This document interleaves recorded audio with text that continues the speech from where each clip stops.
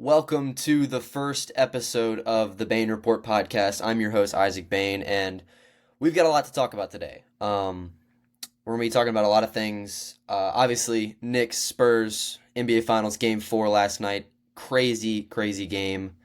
Also, diving into some more of the Brennan Sorsby ordeal with college football and his gambling problem. We also are going to be talking a little bit about the Myles Garrett trade, since I haven't had time to talk about that yet, so we'll get to that as well. But a lot of stuff on the docket today. Let's start off immediately with NBA Finals Game 4. Game 4 of the Finals in Madison Square Garden. Knicks up 2-1. I got the privilege to watch this entire game, even though there was times where I wanted to turn it off and do something more productive with my evening. But I'm glad I didn't, because I got to witness the greatest comeback in not only finals history, but also NBA playoff history. Just an incredible game to watch. Takeaways from this game. It was interesting because it felt like for almost the whole game the Spurs were the better team, and the Knicks just found a way to scratch and claw their way back into it because the Spurs got complacent towards the end, and we just need to talk about all of it. So we'll go back to first quarter. From the first possession of the game, Wemby draws the foul on Cat, and obviously that's a little bit worrisome if you are a Knicks fan. Cat grabbing that early foul within the first possession, but it's just one foul. You can live with one foul. But then almost immediately after, you had that offensive foul on Cat where he hooked Wemby to get his second foul within the first 2 minutes, and this was uncharted territory for the Knicks. I think Cat sat almost the rest of the first quarter. He came back in with, I believe, 2 minutes left in the first quarter, and it was scary, to say the least, if you were a Knicks fan, to be forced to have. They had Mitchell Robinson in for most of the first quarter, and then Huck Porty was in. I believe Jeremy Sohan actually did play in this game. He played a little bit in the first quarter, and then also, I believe it was the third or the fourth quarter, he played a minute or two to give Robinson a break. But yeah, the Knicks were down to their second, third, and fourth string centers for most of this game. I believe, looking at the box score, Cat played 26 minutes last night, which was, I believe, his low for the series, obviously, scoring 13 points. He did finish with 10 rebounds, obviously 2 assists. He had 3 turnovers tonight, wasn't very good with the ball. It was an interesting start for the Knicks for sure. It was worrisome if you're a Knicks fan. It was great if you were a Spurs fan, because that meant Wemby was going to have the advantage for the rest of the first quarter, if not longer. And the Spurs took advantage of that. It was early. It was evident early, before Cat had gotten the fouls, actually in the process of getting the fouls, that the Knicks wanted to use him more. Obviously, in Game 3, Cat didn't play a very big role in that game. I believe he had 12 points in that game. He didn't shoot the ball very well, didn't shoot it very much at all. And I believe that was part of the reason why the Spurs were able to ink out that victory. But to start this game, Towns was attacking early. Obviously, the second foul, his hook around on Wemby, was in the process of him attacking. And he got a good attack and a drive and a layup, but they end up calling it back, obviously, on the hook foul for his second foul. And I like that Towns was being aggressive and that the Knicks were going to try and feed him early. Unfortunately, it backfired, and Towns picks up those 2 early fouls. Moving on from the 2 early fouls, it was 12-2 just 2 minutes into this game, and I can't talk enough about how fast the Spurs play or how good the Spurs play early on in games. They're one of the best first quarter teams we've seen in a long time. they jump out to these huge leads. They start the game hot, and they've done it all finals long. They did it in the Western Conference Finals against the Thunder as well. They did a great job of starting early and getting points on the board, building that lead early, and then they built off of it later, as we'll get to, obviously. Devin Vassell, if I'm looking at the box score right in my notes, he had 11 points in the first quarter. He was 3 for 3 from beyond the arc. An incredible shooting performance. I believe he was 4 for 4 overall in the first quarter, but an incredible shooting performance from Vassell. He did a great job of leading this team. The refs were a big cause for conversation early in this one as well. Some questionable missed calls. Obviously, we'll all talk about the Luke Cornett goaltending on Jose Alvarado's floater. I believe it should have been called a goaltending. Looking back at it, I do agree that it should have been a goaltending. However, I understand why they didn't call it. Because Mitchell Robinson was behind Cornett and did go up for the lob, it makes it seem like maybe Alvarado was throwing up the lob, although I do believe it was a shot, and I believe they should have called goaltending even if it was a lob.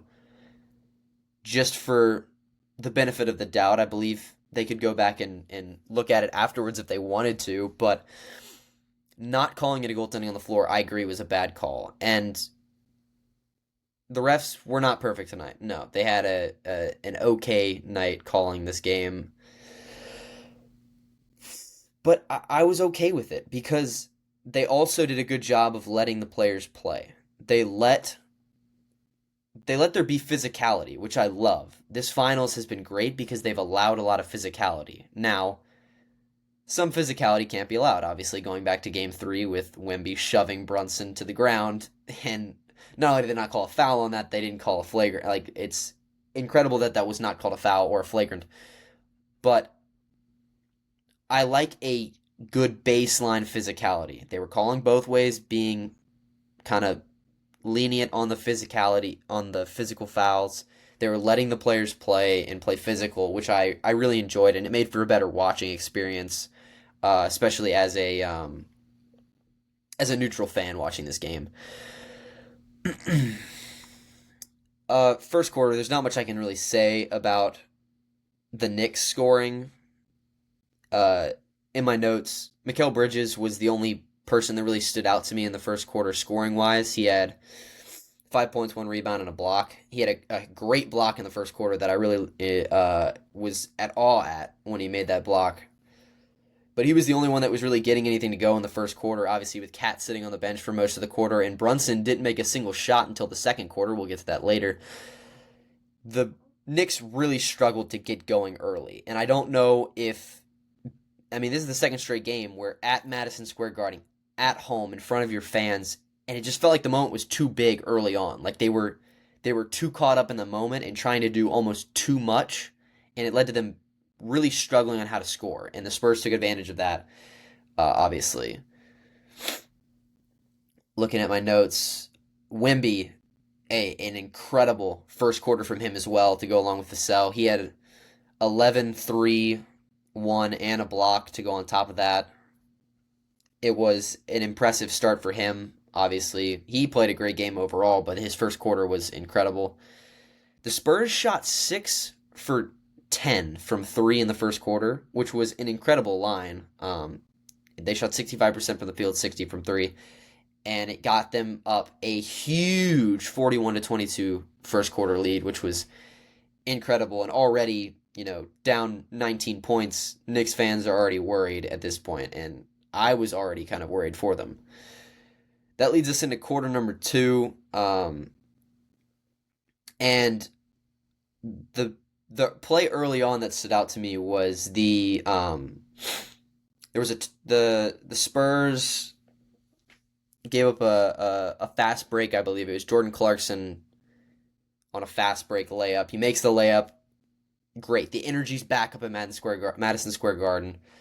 The place is pumping, and then almost immediately after that, to give up the half-court lob to Carter Bryant, just immediately after, in the Garden goes silent. And that was how it felt in the first quarter. The Knicks would do something to, kind of try and get the energy to come up, and then immediately the Spurs would answer with either they would make a play that was just the Knicks couldn't do anything about it with their incredible shooting in the game, or they'd have a defensive collapse like this. I believe it was 3 Knicks defenders were back on defense in a 2-on-3 for the Spurs, and none of them pick up Carter Bryant as he's running to the rim, and he just gets a wide open lob. And it was hard to watch. I can't imagine being a Knicks fan watching that, being just absolutely frustrated. You're getting some momentum back to your side. The crowd's pumping, the place is rocking, and then immediately after, Carter Bryant just spoils it because your defense has a lapse in coverage. One thing that the Spurs did really well early on in this game is they didn't have a single turnover until halfway through the second quarter. They had their first turnover of the game halfway through the second quarter. I don't remember exactly what the turnover was, obviously, recording this the morning after, but I remember just the Spurs looked so good with the ball. They didn't turn the ball over, obviously, until halfway through the second. They had great control of the ball. They were sharing the ball, and it helped that they were making everything that they shot as well. They're making everything from downtown to in the paint to in the mid-range. It didn't matter, which led to obviously the Spurs adding to their lead. And by the time it was halftime, the Spurs had 14 threes at the half. It was the most threes in a first half of a finals game in NBA history, I believe, was the stat line. If I'm looking at my notes, yeah, that's correct. The most threes in a first half in NBA finals history at 14. It was an incredible shooting night, and you had so many people hitting him. It wasn't just Vassell. Wemby hit a couple. You had Dylan Harper, who I can't wait to talk about in a minute, who had an incredible game. I love watching him play. Dylan Harper had a couple threes. Carter Bryant even hit a three at one point. It just felt like everything was going the Spurs' way, and it just felt like there was no way. Like basketball is a game of runs, obviously, and you knew that they weren't going to shoot this hot the entire night, but there's no way a team this talented was going to let this happen. But obviously, as we'll see later, I was wrong. Brunson ended with 15 in the second quarter. I believe he had 19 at the half was his total, but 15 in the second quarter. He was the only thing keeping the Knicks in this game at this point. He really stepped up in a big way in this game. Obviously, we'll talk about him later in the fourth quarter, which was his big quarter. But Brunson just it felt like he wasn't able to get a lot of his shots to go early on. Obviously, he didn't make a single shot until the second quarter, but he just was struggling to get to his spots and knock down shots. Great defense from Stephon Castle. Obviously, Stephon Castle, an amazing defender. Dylan Harper at times was playing great defense on Brunson as well. But it just felt like there was no way that Brunson was going to be able to will this team back into the game. But we see what happens later. Dylan Harper, just an incredible first half. He finished with 15 points in the first half, shooting 6 of 7 from the field.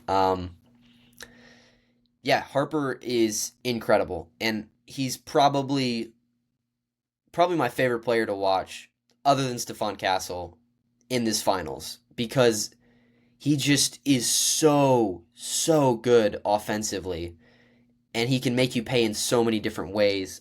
His driving ability is incredible. He was able to shoot the three really well tonight, despite not shooting it well during the season. He shot really well in the playoffs and shot really well tonight. But yeah, no, Dylan Harper is just so good, and it was so fun to watch him cook in this game, which led us to halftime. It was 76-49 at half. Spurs are up 27 points at the half. I believe that was the largest halftime deficit in finals history, was 27 at the half, and it just at halftime it felt like, there was no way this game was gonna even finish out close. Like there was just no way. There was no energy left in Madison Square Garden. You could hear a pin drop in that place. But shout out to all the Knicks fans who stayed. Obviously, I would stay if I spent $10,000 on a ticket as well. But shout out to them for staying and sticking through this. Obviously, they get to witness history, but also a Game 4 win in the end. But sticking through it in the rough time, I give them credit for that. So third quarter starts, and obviously what the Spurs feared happened. They got cold from the field, which is fine. You expect to go on those runs, and you're not going to shoot. I don't know what it was. They were probably shooting 60%, or not 60. It was probably like 55% from three, and at least 60% from the field in the first half. They just could not miss any shots. Um, but yeah, no, you expect them to eventually cool off, and they did, but not in the way that they did. They went ice cold, couldn't make a shot, couldn't buy a bucket in the third quarter, and the Knicks took advantage of that. The Knicks went on a 23-7 run in the third quarter at one point, which was huge in getting them back in this game. I believe they cut the deficit down to 17 by the end of the third quarter, which cutting it down by 10 points was huge for them to get them just back into a position to come back. Because obviously we saw them come back in the Eastern Conference Finals against the Cavaliers, so we knew that they were capable of making this kind of a comeback. So just slowly chipping away at that lead. The Spurs in the third quarter shot 2 for 12 from 3, which I don't mind the Spurs taking 3-point shots with the way they've been shooting all night. But at a certain point in the third quarter, when they got to, I believe they were 2 for 10 at one point, just relax. You don't have to pull up a 3 with 15 seconds left in the shot clock when you're up by 20-something points. It just felt like they were forcing it. And it was frustrating to watch as a neutral fan, let alone as a Spurs fan. I'm sure it was even worse. This team coming down and with 10 to 15 seconds left in the shot clock, pulling up a 3 when you could work it down to Wemby. Or you could try and, get a drive, get a midi from De'Aaron Fox played a really good game. We'll talk about his fourth quarter problems. But aside from the end of the game, De'Aaron Fox did play a very good game. Looking at the box score, he finished with 18 points, which you wouldn't really know it watching the game. He scored well, but I wouldn't have been able to tell you he scored 18. Finished with 18, 5, and 7. Great game from him, but 4 turnovers was a big issue for him as well. But yeah, no, the Knicks were able to take advantage of a cold shooting from the Spurs, and in the third quarter, getting Cat back for more time. He sat for most of the first half. Getting him back in the third quarter I believe he played a majority of that quarter and obviously pretty much played all the fourth quarter. Getting Cat back on the floor was huge. Not just for defensive reasons and guarding Wemby, somebody that can actually stand up toe-to-toe with him and was able to hold him down for a little bit, but also offensively, he was able to space the floor more than a Mitchell Robinson could. And it led to openings late in the third, and then early in the fourth, you saw it as well, where they'd space Cat out, whether it be on the wings or in the corners, and force Wemby out of the paint, which gave a driving lane for Brunson, which was really well done by Mike Brown and his coaching staff to force Wemby out of the paint and give Brunson the opportunity to drive and show that he is, in my opinion, probably the best player in this series, just skill-wise. Obviously, Wemby's great, but he's got a lot of physical gifts and attributes that not everybody has. But Brunson, who's already undersized, just skill for pound skill for skill, is, in my opinion, the most talented player, just above Dylan Harper in this series. He played incredible tonight, and that small adjustment by the Knicks was huge to move Cat outside and force Wemby out to guard him. But yeah, Cat didn't finish crazy on the stat line. He had 13 points, 10 rebounds, 2 assists. But those 13 points came in big moments, and we'll get to that in the fourth quarter with his three-pointer. But yeah, just having him on the floor was a huge addition for this Knicks team in the form of his presence, and his defense against Wemby was huge. So that ended the third quarter. Nothing really much happened other than just the Knicks slowly chipping away and the Spurs struggling to shoot. So it was 90-75, actually, was the end of the third quarter. I got that wrong. So it was a 15-point game at the end of the third quarter which is totally manageable if you're the New York Knicks. You've come back from, what was it, 22 against Cleveland in the fourth quarter alone.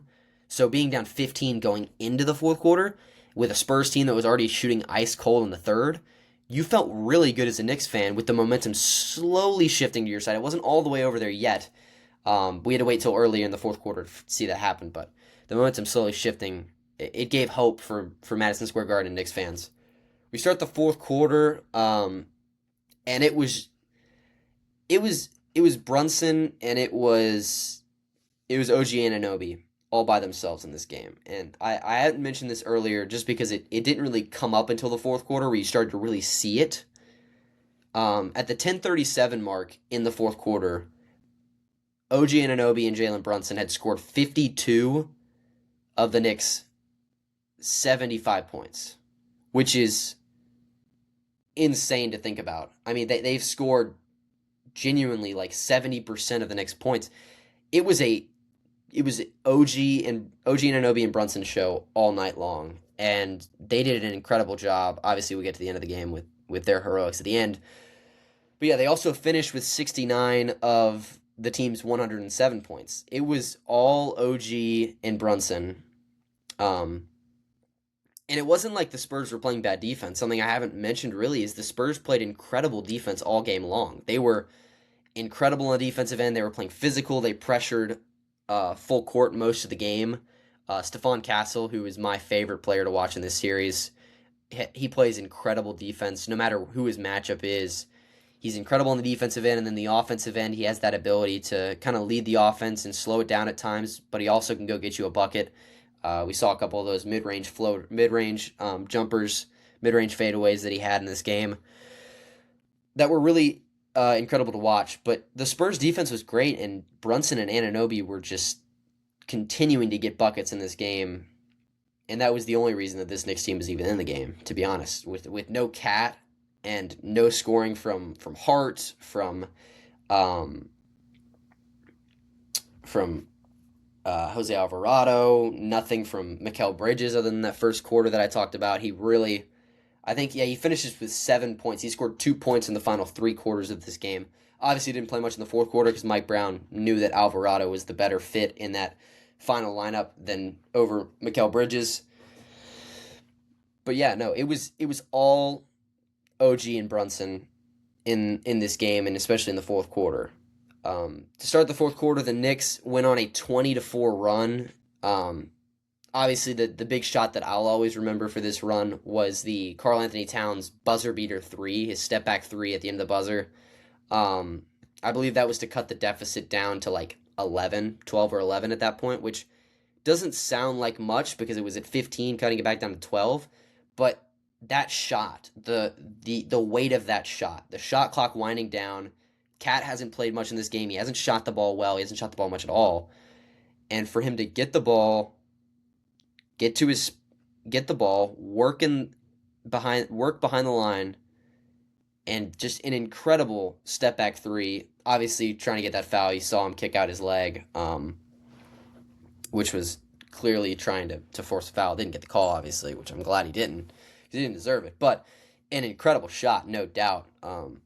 Great shot from Karl-Anthony Towns there, and that was, in my mind, what kind of started this. The entire Garden went nuts after that shot, and that was when you truly felt the crowd get back into this game. Like, obviously you had cheering as the Knicks slowly cut it away, but after that shot, they were like, okay, we have a chance. This isn't over just yet. And you see the Garden and the Knicks fans slowly start to rally around this team, and the energy picks up. And the Knicks kind of fed off of that, I feel, for the rest of this run. And that 20-4 run cut the lead all the way down to 4 points by the end of it. And now the Spurs are in trouble. The Spurs shot 2 for 15 from beyond the arc in the second half overall, which is just terrible. And it's insane to think that this was one game, because the Spurs felt like two completely different teams, but separated by the first half and the second half. The first half, everything was going their way. And then the second half, they just couldn't buy a bucket. And I think it was because they just kept settling.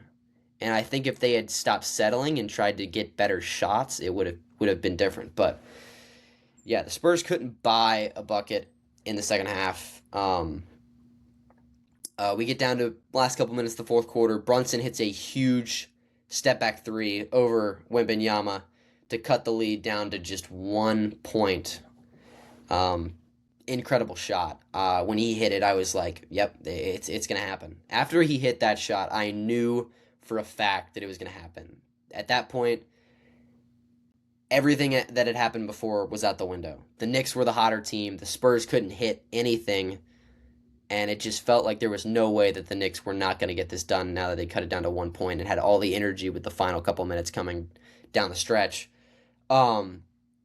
Which leads directly into De'Aaron Fox's turnover. And Josh Hart gets the steal, comes down the lane.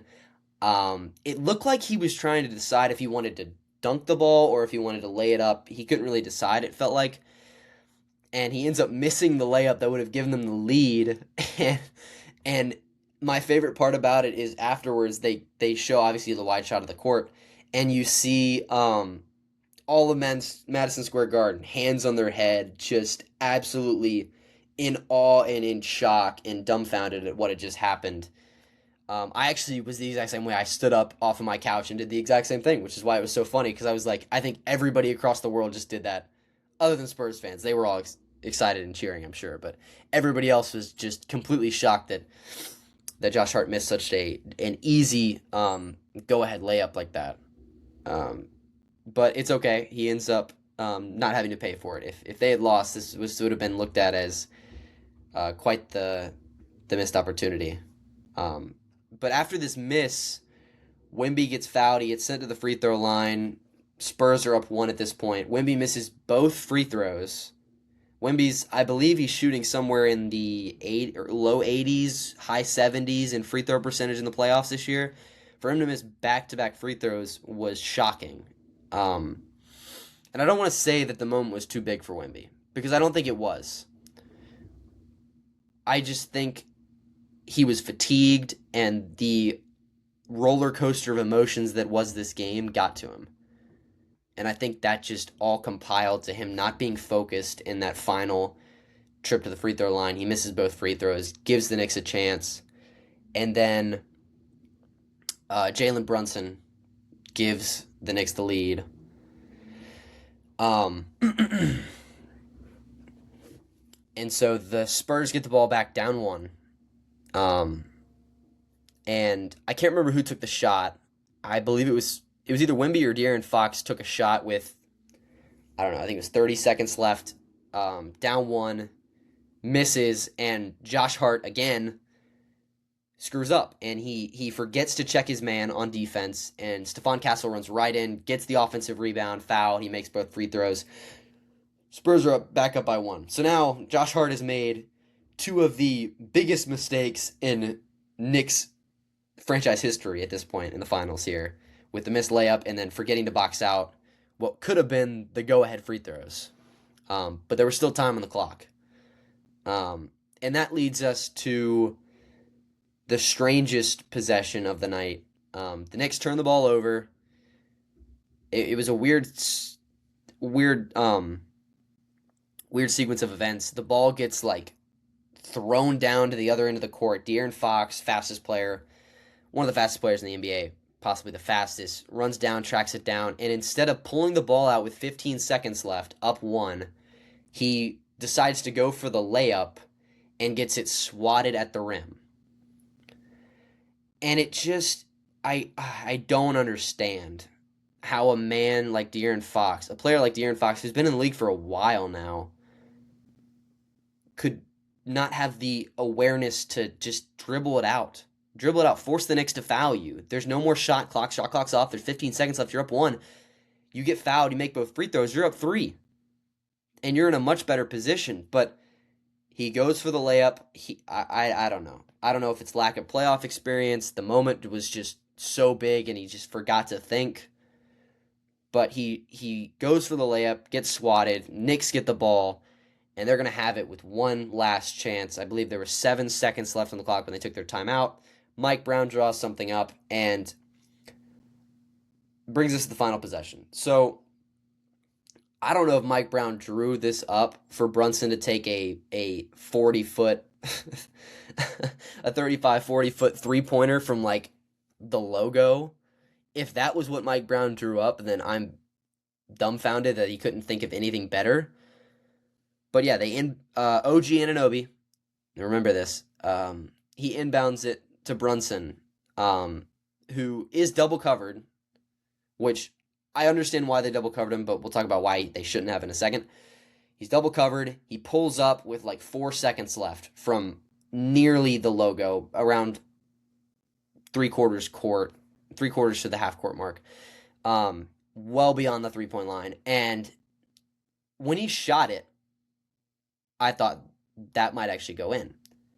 He ends up short. It front rims. It hits the front rim, bounces up, and as it hits the rim and bounces up, you just see a white blur sprinting at the basket, and OG Anunoby comes running in to tip the ball in with 1 second left to give the Knicks a 1-point lead in Game 4, and just an incredible sequence of events. Madison Square Garden, I thought, was going to explode.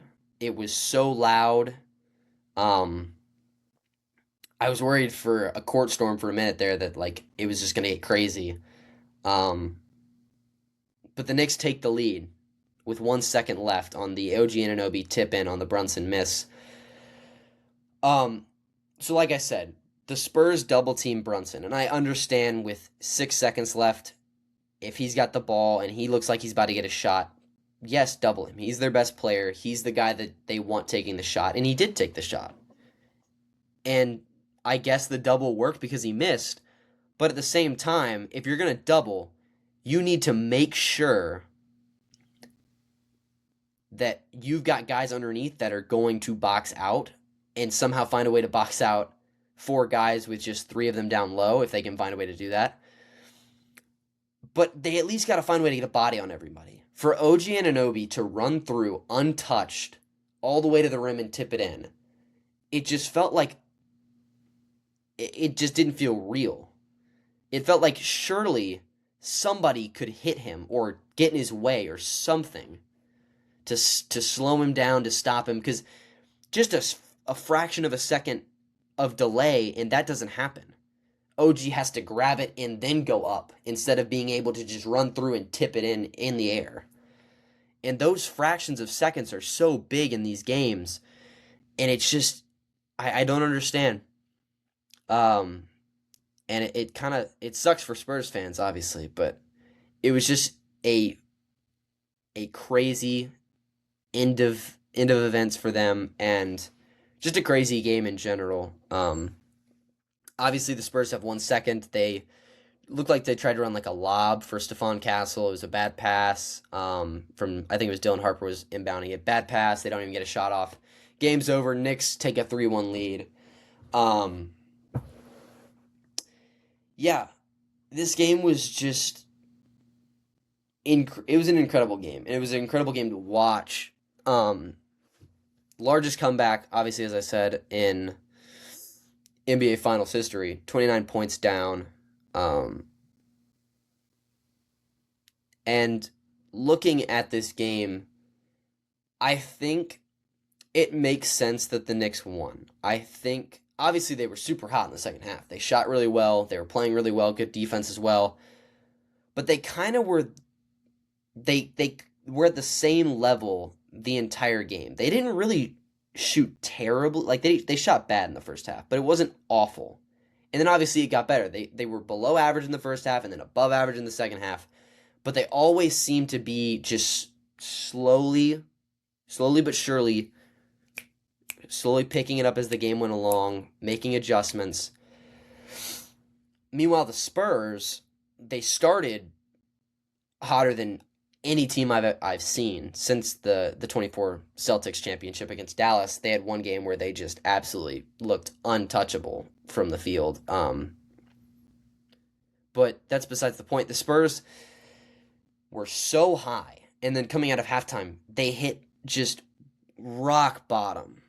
Let's see. I mean, their shooting percentages into the game They finished 42 from the field and still shot 40% from three, which isn't bad. I mean, it's pretty good. It's above average. Um,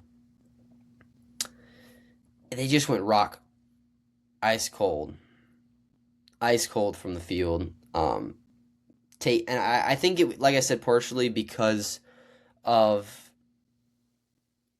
getting bad shots early on in the shot clock instead of working the time that you have. The time is your ally, is your friend in this situation. You're up 27 points going into the second half. There's only so much time left in the game. And you have, in my opinion, the best player in all of basketball on your team, a guy that's virtually unguardable, and some great other young pieces around him who have proven to be great in this series. Just work the clock. Like, you can't chew clock like in football. It's not the same thing, obviously. But work your possessions all the way down to 5 seconds every time. Make sure you're getting a good shot. Don't just throw up a contested three with 15 seconds left. It was just hard to watch, and you wondered how the Spurs didn't make an adjustment at some point and the coaching staff didn't go, hey, maybe we should slow it down and try to get good shots. I don't know. It was just incredible to watch and in a total collapse. Final score 107 to 106. Knicks take a 3-1 lead in the series. They're headed back to San Antonio for Game 5, which I believe is on Saturday is Game 5. I can't remember if it's Friday or Saturday, but you better believe I'll be watching that as well. I'll come out with an episode for that one as well. I'm sure it'll be an instant classic. San Antonio back at home. It's hard because there's two possible scenarios here in my opinion. The first scenario is the Spurs are crushed after a loss like this, a devastating loss where it feels like surely they were going to win and then they don't. And I could see them just completely coming out flat in Game 5 and just getting steamrolled and they lose. Oh well. But there's also the situation where the Knicks have gone on this roller coaster of emotions and they're riding high and it just all comes crashing down in Game 5. The Spurs get back home. They get a chance to rest, watch the film, see what they did right, see what they did wrong. They come out at home with the home crowd behind them and just squash the Knicks. I think that Game 5 is going to be a blowout, one of two ways. Either the Knicks continue riding high and they just steamroll a demoralized Spurs team, or the Knicks ride in on this high and they aren't as locked in as they were, and the Spurs take advantage of that, being that they're now back up against the door. Wemby has a great game, and this team just steamrolls the Knicks. I think Game 5 will be a blowout either way. Now, Knicks wins Game 5. Obviously, they win the series. Congratulations, you're NBA champions. The Spurs win Game 5. We move back to Madison Square Garden for Game 6, which I think would be basically a Game 7 in that scenario. I think that if, and this is a bold claim, because obviously I can't prove any of this, but I think, personally, if the Spurs can get back to San Antonio for Game 7, assuming there's no injuries to the Spurs at all, they get back to San Antonio for Game 7, they will win the series. And I think the Knicks, if they want to win this series, they need to win it Game 5 or Game 6. Because I think if it gets back to San Antonio in Game 7, Wemby will find a way to get that win. So, even though the Knicks are up 3-1, it still is, it feels like a must-win at this point. At least in Game 6. If it gets to Game 6, that is a must-win for the Knicks. And obviously for the Spurs. But more for the Knicks in my opinion. But yeah, that's the wrap-up for Game 4 of the Finals. An absolutely electric game to watch. Which will lead us into our next talking discussion. Brendan Sorsby. Recent transfer quarterback to Texas Tech. So if you haven't been keeping up with college football lately, Brendan Sorsby, it came out that he had been gambling on college football games while being a player, which is obviously a no-no. That's not a good thing. You can't do that. So the NCAA ruled Sorsby permanently ineligible after he admitted to wagering approximately $90,000 on sports over 4 years including dozens of bets placed on college sports, with several bets placed on his own team while he was playing at Indiana. Sorsby transferred from Cincinnati. He was at Indiana before Cincinnati, and now he's at Texas Tech. So Sorsby was announced by the NCAA as ineligible, which I agree with. I think that if you're betting on your own games, no matter when this was, I don't care if it's back a couple years ago at Indiana or if it was this past year at Cincinnati, if you were caught betting on your own game, you should not be allowed to play anymore, because you could clearly take that as he's throwing games for money, which is just unacceptable, which sucks for the dude. I mean, I'm sure he's a great guy, but he obviously has a problem. He's admitted that he has a problem, and he's in the middle of I believe he is in therapy right now for it. But it's inexcusable. You can't let him continue to play after he does that. He admits to doing this. But Sorsby doesn't want to be done playing college football, so he takes it to court. He takes it to court in Texas. Sorsby's legal team successfully secured an injunction in a Texas district court, preventing the NCAA from enforcing its permanent ban. The judge ruled that an NCAA ban would cause Sorsby probable, imminent, and irreparable injury regarding his ability to train and make decisions about his pro career. So that was the justification for allowing him to have eligibility, was because it was going to make it harder for him to, make it pro. Which, yes, this is true, but he also kind of deserves it for wagering $90,000 on some of that money on his own games that he could have thrown while at Indiana. The problem behind this for the NCAA mainly is the fact that they just got stepped on, like completely stepped all over. The NCAA says, you're not playing football anymore for the NCAA. You have no eligibility left. And then he goes to court, and the court goes, no, he has eligibility. And the NCAA can't do anything about it. And that's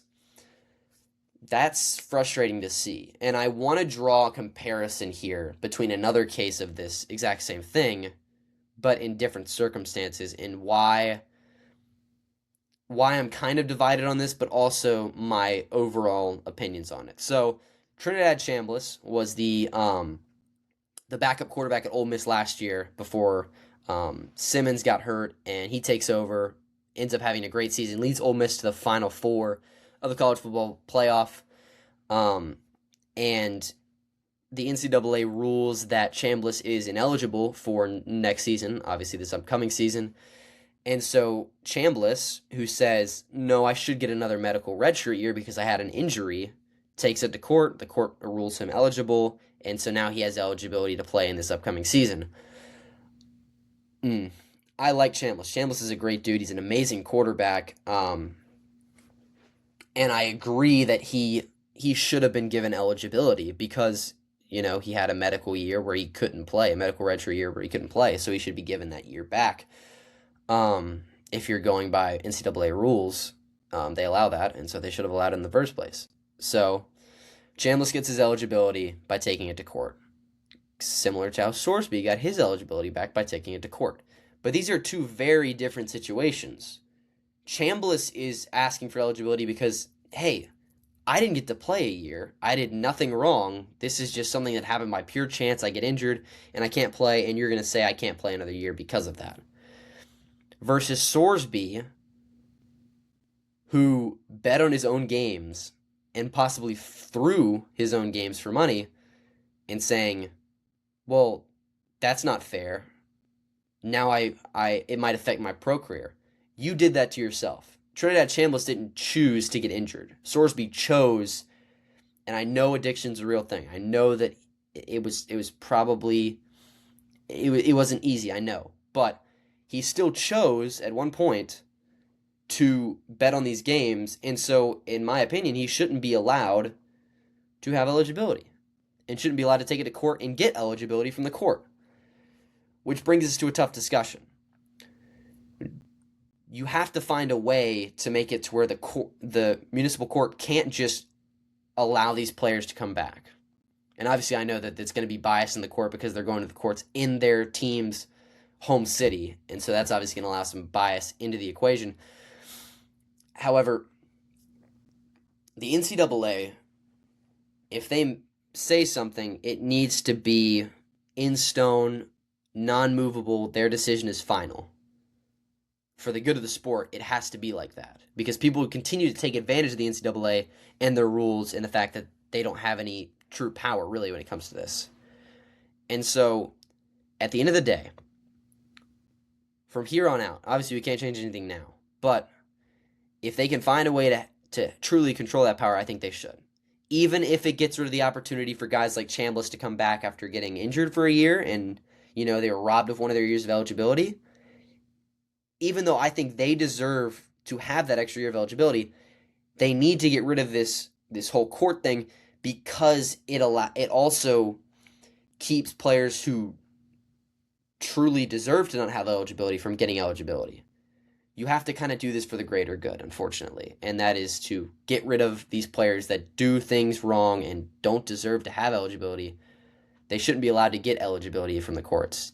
And even though that might hurt and not allow for players that do deserve it, I think it has to be the decision moving forward for the NCAA for the quality of the sport and for the good of the sport, in my opinion. So we'll see how the rest of this goes. Obviously, in the news, there's been a lot of talk about teams boycotting playing Texas Tech, not only in football, but in all sports, across all NCAA sports, which I kind of understand, but also, I don't understand all sports, because this is kind of it seemed like just a football thing to me. I don't know. Maybe I'm not as educated as I think I am on this, but in my opinion, boycotting playing them in football is understandable. Other sports, Brandon Sorbsy doesn't affect the baseball program, in my opinion. But, so Brandon Sorbsy granted eligibility from the municipal court in Texas. He will play this year. I believe they said he has to serve a 2-game suspension to start the year, though, which will obviously could mess with Texas Tech's season early on. I don't remember. I don't have their schedule in front of me. Don't remember who they play early on, but we'll see if that affects them at all. And then for college football as a whole this year, if this does end up going through, that teams are like, we're not playing Texas Tech, this could cause a huge, huge problem for Texas Tech as a program. They basically would be locked out for a season. But also the Big 12, they'd be locked out of a team, so they have to redesign their entire Big 12 schedule, which is not as easy as it sounds, to cater to that as well. So a lot of issues that come from this, and it's a big topic, so wanted to spend a little bit of time on that.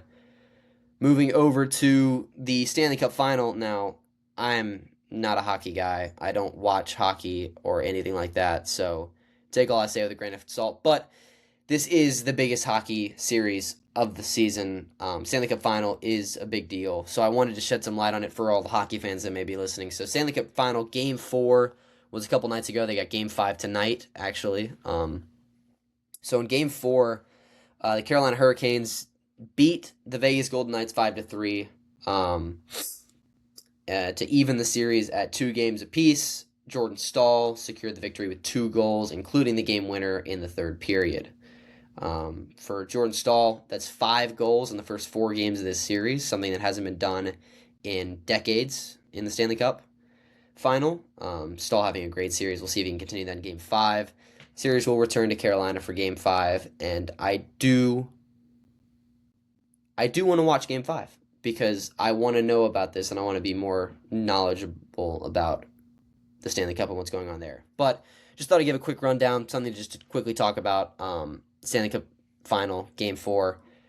Hurricanes get the win. They even the series heading back to Carolina. We will see how that goes. 2 games apiece. Game 5 tonight. Moving to the Patrick Mahomes deal. Patrick Mahomes, in the news just yesterday, finished a deal with the Chiefs to add 2 years to his long-term contract that he had signed way back when. It was so long ago. He added 2 years so that he would be secured through 2033. And his deal is now worth up to $504 $0.8 million over his, I believe it was a 12-year contract that he signed when he signed it back in 2021. So for Mahomes, $505 million, that's $500 million. It's the first contract worth over $500 million in NFL history. It actually has the opportunity to go up to $522 million with incentives and whatnot. So Patrick Mahomes, big payday. And yeah, I have my opinions on Mahomes. I believe I've voiced them before on the Overtime podcast. And if you know me personally, I'm sure I've talked to you about Mahomes before. But Mahomes is a great player, and I will not deny that. But I don't think that he is. I don't think he's a top 5 quarterback in the league right now, in my opinion. But that's just me, and I think he gets catered a lot with Andy Reid's system. I think Andy Reid is one of the best coaches of all time, one of the greatest offensive minds of all time, and I think his system really has helped cater to his success in the NFL. But anyways, not to say he doesn't deserve this contract. I'm happy for him. Great extension, more money, all the power to you. Great job, Mahomes. We'll see how he recovers from his ACL tear last year. Coming back this year, we'll see if he's ready for week 1, and if he's not, how he will return. Which moves us on to other NFL news that I mentioned earlier on in the episode. The Myles Garrett trade, which happened, I believe, a week ago. I haven't gotten to talk about it because I've been working on the inner workings of this podcast and getting it set up, but I want to talk about it now. Myles Garrett traded to the Rams for Jared Verse, a 2027 first, a 2028 second, and a 2029 third. When this first dropped, I thought... Well, when it first dropped, I think it was announced that there was 2 first-round picks, and then it came back later as just 1, which I think is highway robbery, in my opinion. Especially when you look at contracts. So, the Rams got Garrett. They signed an extension for him. So he's on that 5-year, $41.5 million a year contract. So the Rams have him locked up for at least 5 more years, which is great. We'll see how he continues to produce as he moves into his 30s as an aging defensive end. But coming off, obviously, the greatest defensive end season we've ever seen, breaking the sack record. Obviously, a guy that you wanted your line when it felt like you were one piece away last year from the Super Bowl. And then the Browns, trading away Garrett, they lose all that contract and that money that they were holding on to for a team that's not contending. No reason to hold on to him. They get Jared Verse, who is one of the best young defensive players in the league, obviously. Defensive Rookie of the Year a couple years back. He's got 2 years left on his deal, plus a team option if they want to bring him back for a third, for about $4 or $5 million a year. So, very team-friendly contract, obviously still a rookie deal.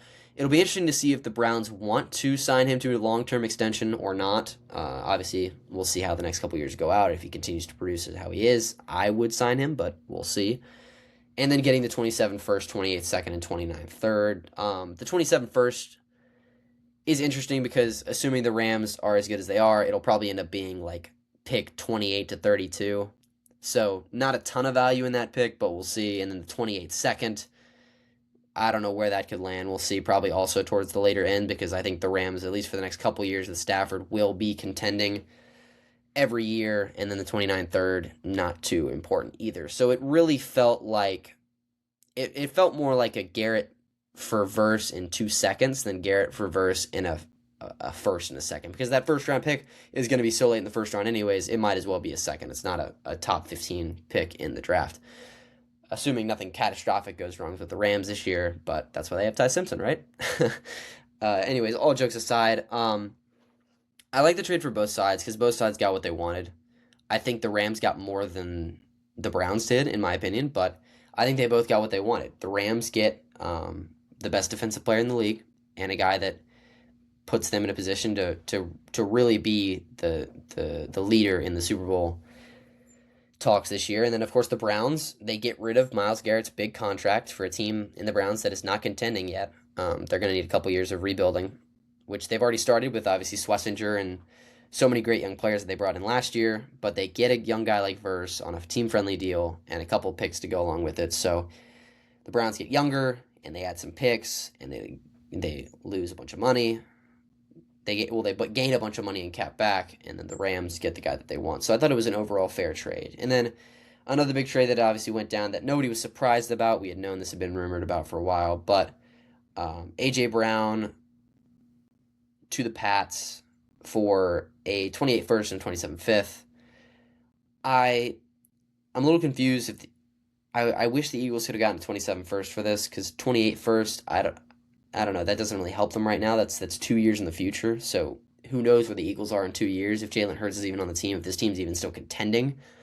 We'll see how valuable that 28 first will be, if it's to add them a piece to make them a legitimate Super Bowl contender, or if it's one of the first picks in a rebuild for the Eagles, as they've kind of slowed down the last couple of years since their Super Bowl against the Chiefs a couple years ago. And then obviously the 27 fifth really isn't much, just extra compensation. But the Pats getting A.J. Brown for 3 years, $32 million a year, pretty hefty contract, but he's one of the best wide receivers in the league, and he's definitely something that Drake May was missing last year in that Super Bowl, having that go-to target that's not just Stephon Diggs, who's, in my opinion, was washed, and Kayshon Boutte, who I love, but isn't A.J. Brown. So the Pats get their number one guy on 3 years locked up. So for the next 3 years, as the Pats are contending, as I assume they will,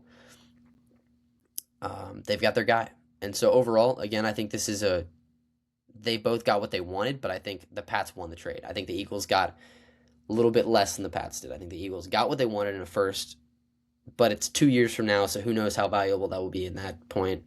Meanwhile, the Pats get what they want, exactly what they want in a A.J. Brown.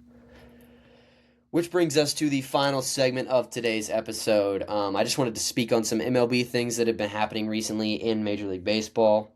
So, just last night, Max Scherzer became the 11th pitcher to record 3,500 strikeouts in their career. So, congratulations to Max Scherzer. One of the best to ever do it. And he does it in a Blue Jays uniform, which is weird to say that he's a Blue Jay, but does it in a Blue Jays uniform. And then a couple nights ago, Freddie Freeman recorded his 2,500th hit, 500th hit of his career. One of the few to ever do that as well. Freeman, Hall of Fame career. He'll always be an Atlanta Brave to me, but he's starting to make that case for maybe he has a Dodgers hat on in his plaque in the hall. We'll see. But another great career in Freddie Freeman, and he's still got a couple years left in him, I'm sure. So hats off to him. Some other news: Ronald Acuna Jr. landed on the IL this week with a hamstring strain, his left hamstring. He was running down first base line, pulled it, and talking with a lot of Braves fans, it feels like, I don't know, Acuna is this unicorn. He's an amazing player, and we saw what he can do when he puts it all together for that 2024 season where he wins the MVP. He goes 40 home runs, 70 stolen bases, one of the greatest seasons you'll ever see in baseball. But it just feels like he's never healthy. It feels like he's this guy that's such a big what-if question because he's never fully healthy. And for a Braves team that for the last, 10, 15 years has been, competing at the highest level in the major leagues, to have this guy healthy would make a huge difference for them from competing to, actually being the favorites. And I know that they have the best record in baseball right now, but I still refuse to say that this team is a favorite to win the World Series because I just don't trust Acuna. I don't trust him to stay healthy, and we'll see how bad this hamstring injury is going to be and if it'll affect him long term. But yeah, a frustrating injury for sure for Braves fans. Speaking of frustrating Braves fans, just last night, Braden Montgomery, former Red Sox prospect, traded to Chicago in the Garrett Crochet trade, made his major league debut against the Braves, and he hits a walk-off home run in the 10th inning of that game. So I believe he became the second player in MLB history to hit a walk-off home run in extra innings in their debut. So really cool to see that. I'm glad that Braden Montgomery is doing well and had a great debut, even though it wasn't for the Sox, which I'll get to later.